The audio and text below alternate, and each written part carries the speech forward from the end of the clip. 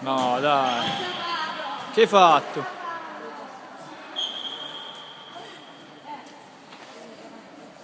Molto ordinato.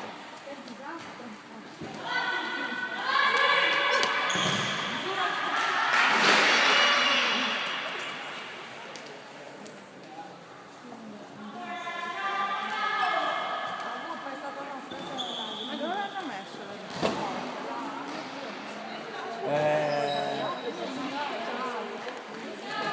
Portala a Laura.